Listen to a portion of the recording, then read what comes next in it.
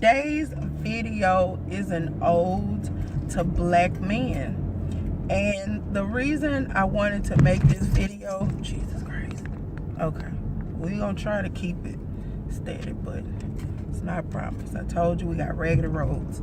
But it's really an ode to black men. And the reason why I say that is because I've been watching like Iyanla Vanzant.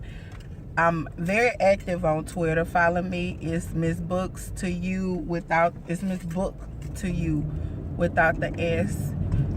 And I see that a lot of black men are just trying to heal themselves from things that they did from the past. I know one instance that I could really think about was the Iyanla Vanzant Fix My Life that she had, where it was the three young men. They were two twins, and one younger brother, and their father, he was addicted to drugs. The mom, she was the one, I think, that actually got the dad on drugs. And it was like he said, I'm going to therapy. And I just want not only black men but black women to understand and know that, you know, it is okay to seek help outside of your preacher. You know, I'm not denouncing or saying that, you know, your preacher can't be a source, but sometimes you have to, because the preacher, he knows you, you know, and it's best sometimes to get an opinion from somebody who, you know, doesn't really know you in its entirety, so they have the option to see from both sides and can give a point of view. Not to say that your preacher can't, but that's just my opinion in regards to it. But I see you black men. I see you trying to do better, trying to end generational curses. Do I believe in them? Absolutely. I do believe in generational curses. I also believe that the things that we do may not hit us, but they may definitely fall on our children and our children's children. That's something that's in the Bible as well. So another thing is, and I'm going to insert a clip, because at first, well, I'll insert a clip, but I'm also going to post the full video. And the full video is of, it was a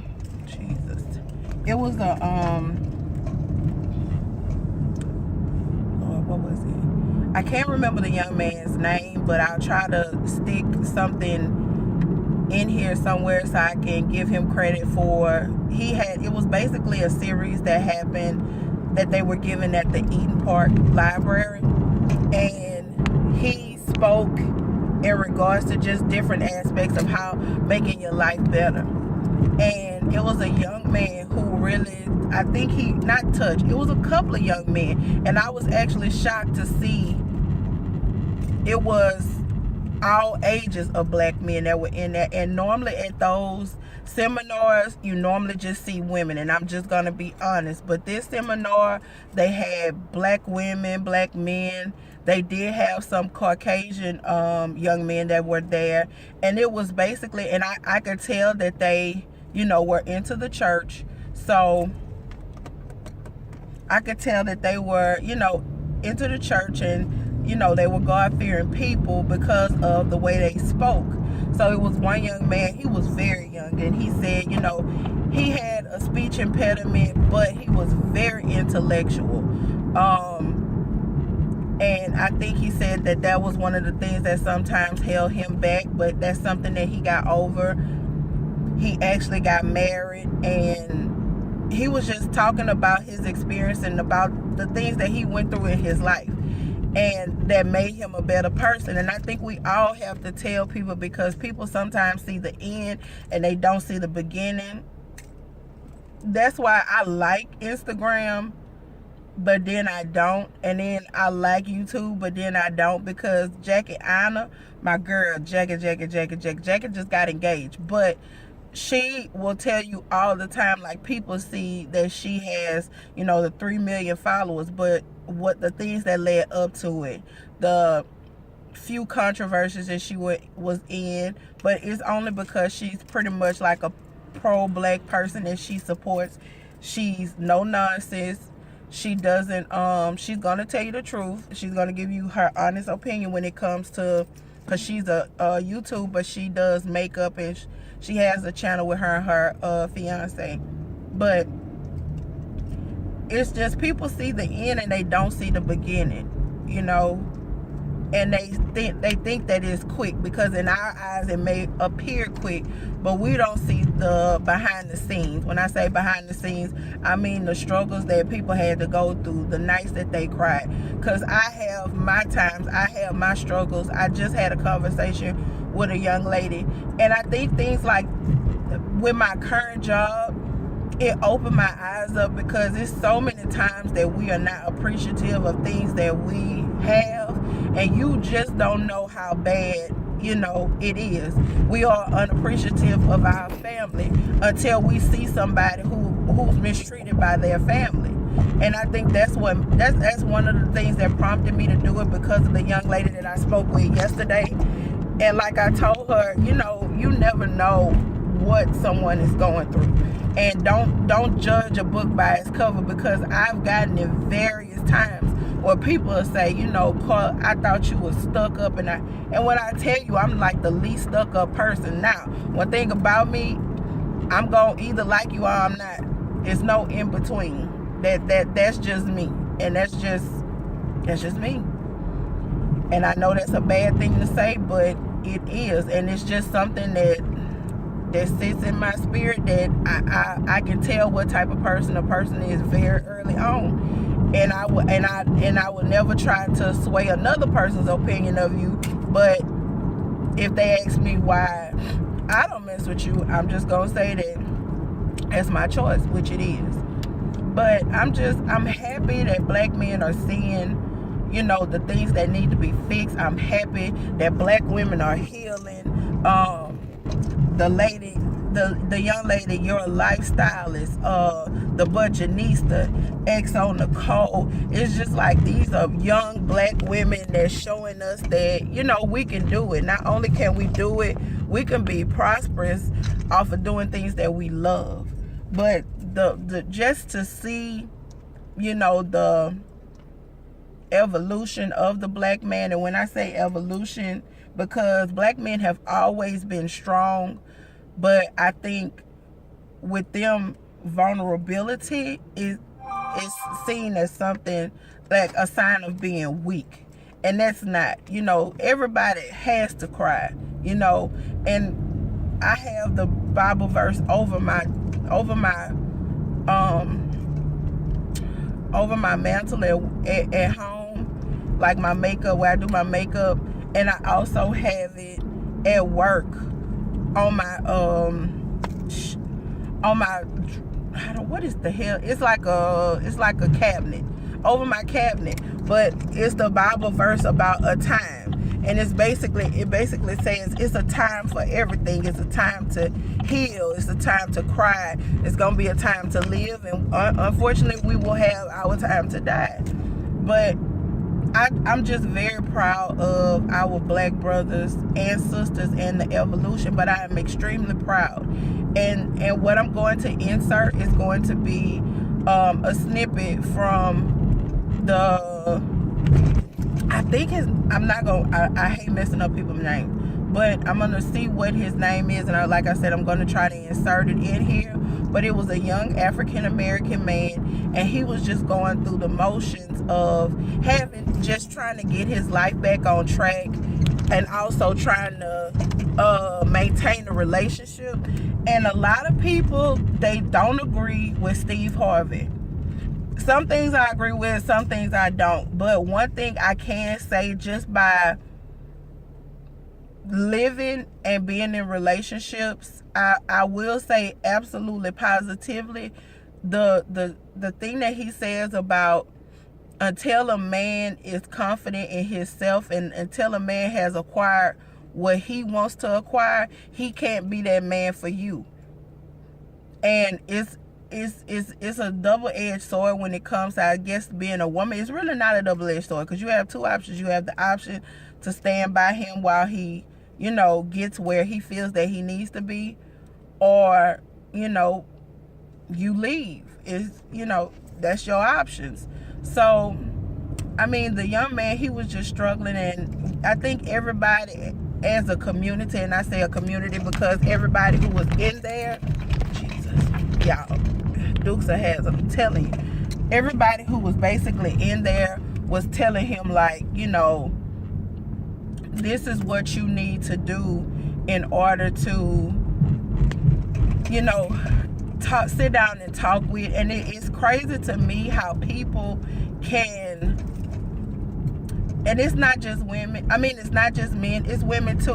When it comes to the, I guess, the art of cheating, the first thing, and I watched the judges, Judge Cutlers, I love them to pieces, and they always say, like, whenever a person is cheating and you tell that person, and this is something I've been saying, you know, you're giving that person a blueprint. So that quote unquote mistress, yeah, she gonna do everything that your wife doesn't do. Of course she's gonna do everything your wife doesn't do, because shit, you telling her, oh, my wife don't have sex with me. So what she gonna do? Have sex with you. You tell her your wife don't cook. So guess what? Every day when you get there, you gonna have a cooked meal. You giving her the blueprint. So I mean, come on now. And that's just not men, that's women too. So I'm just going to insert his clip in regards to what he said about his relationship. And I just really applaud him for being open, because it was an open forum. And, you know, everybody was basically giving their opinions and trying to help him understand how his girlfriend, fiance, I can't remember what, I think it may have been his fiance, but how she was feeling. You know, we only want the best for our spouse. And I think, you know, when I never understood how you can not talk to the person you're in a relationship with, but you can speak so freely to somebody who you just met. To me, that's, I don't know. And maybe it's because that person that you're in a relationship with knows your backstory. I don't know if that has something to do with it, but it's just like, I don't know. That's crazy. So I hope you guys enjoyed this little snippet, but I'll insert it. And just tell me what you guys think. And black men and women, keep healing yourselves. You know, keep taking that time out, because not only are we curing generational curses, but we're also healing. And I think in healing, we're making our ancestors proud and staying strong and sticking together. So you guys have a great day. And I love you. I have a question. If you got a bad habit like dealing with your attitude problem, and it's got to be in the world of trouble, how would you change that, and how would you reward yourself? Okay, so is there a routine associated with it? Well, it's like every my relationship, it's causing me a problem, because it's like, you know, I'm from the street. I'm a recovering alcoholic. I got 7 years sobriety. But it's like the alcohol, the drugs, selling dope and all that, I put all that away. But what I didn't put away, what I didn't really know, my attitude. And some of that street mentality came with me, you know, and talking to people crazy. Not that I do without really talking to people crazy a lot, but if they cross me the wrong way, I will say certain stuff. But you can't do that to a woman, you know, your wife. So, make a long story short, it's got to be in trouble. Yeah. So that's what brought me here. My pastor was saying yesterday, he said, the dirtiest thing, that's the attitude, can close the doors for you. And like you were saying earlier, I'm realizing that I'm spiritual, but I don't change my attitude. Church won't help me. And it's like, I began to start seeing it these last few months in my business and just all kinds of stuff. You know, I was about to lose my business at one time because of my attitude. Customers come, they would come, I would let them have it. But I changed that part. I worked on that. I just straight. now it's just home relationship. So like with my fiance, like I put up with so much, but if I get crossed or something, I'm just gonna, Yeah. So it's like I gotta learn what to say, what not to say, and just how to, how to do things. So what I would say, is I meant to mention this as well, is that there's certain habits that, having high confidence, because again, having high self-value was, like I said, was the foundation for everything. So you believe in yourself, you see yourself as worthy, everything, that's great. But then there are certain habits where you have to go get help. You have to have somebody, like in your case, when you see your pastor, certain people, there's certain, like, alcohol.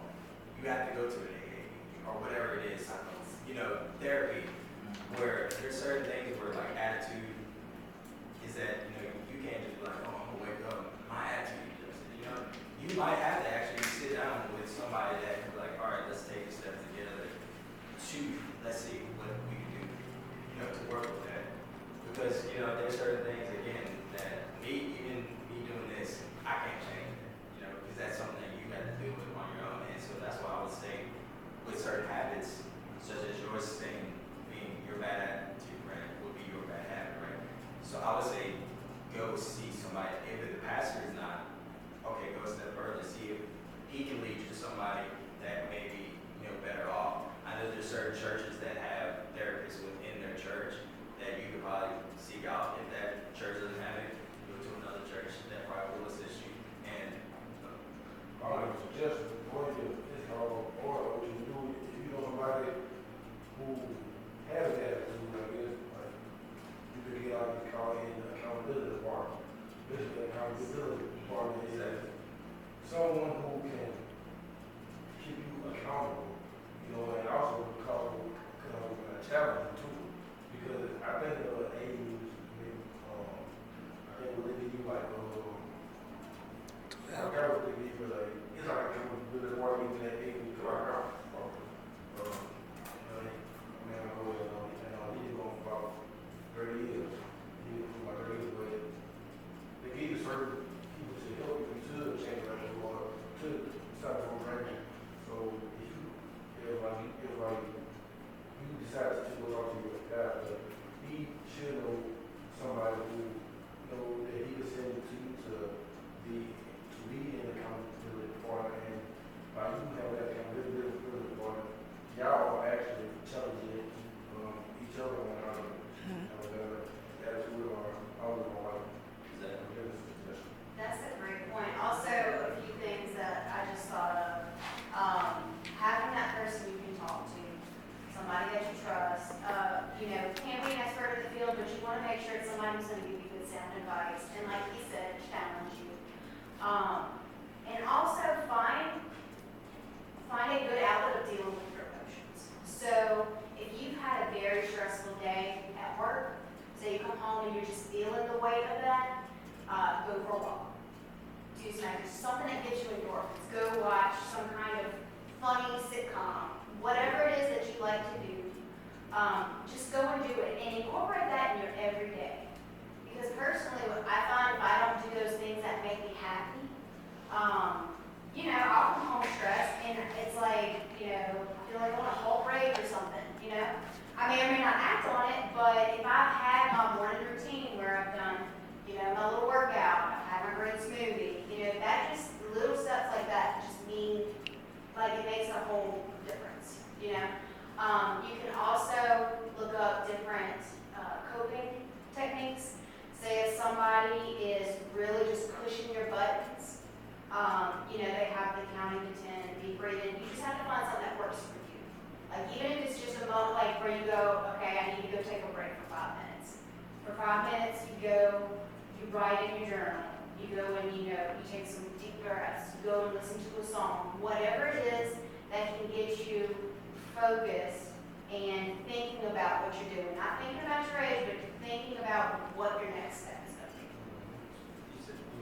So I have a thing at our house that we implemented, and it's basically the hour rule.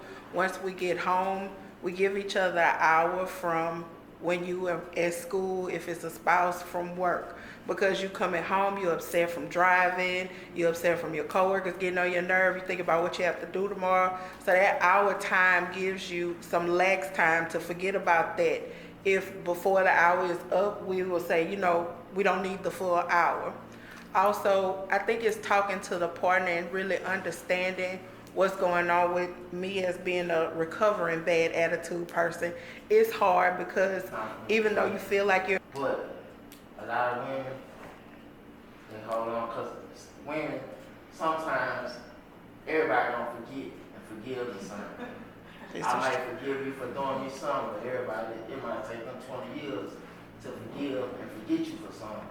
So that's why your words, and you gotta be careful with how you say stuff because you don't know how long it's gonna take that person. right to recover. Or if they ever forget it. Yes, and I was, if and when you decide to go counsel, take her with you. I gotta solve myself. Yeah, you got, she have to start first. You let her know what's going on, okay? It's like she said, you come home on hours, she said, say, look, I need this time to get me together, then. Let her know what's going on if you go home and do that. And I think that's probably a lot of it. You might not be communicating like you were very. I sit down. See, so with a stranger, and she'll feel the bad as a woman. You feel like I'm laying down with you every night. Right. I feel like you should be able to be open with me and tell me what's going on, and that's probably all that she really wants. But you're probably feeling like once I tell her this, she gonna use that against me later. See. Right. You know what I think would be good for you? If you write down some of your bad habits, and on the other side of the sheet of paper, write She down wasn't here for that one. You missed that one. That's okay. That's okay, sis. you're just clarifying and pushing his point. Yes, and work towards the good. And where you want to go. I'm sorry. You know, we have to keep reminding you so that you can get it instilled in some of your women. But you know, okay. And stop saying all women too. That's that's another thing that probably frustrates her. The other thing that you can do is also write her a letter. That's sweet. If you can't speak it to her, write her a letter explaining why, and then ask her to respond back to you in writing it. The two of you Yeah, that's a good idea. I love it. Because she may be having some issues and what she don't know how to do. Right.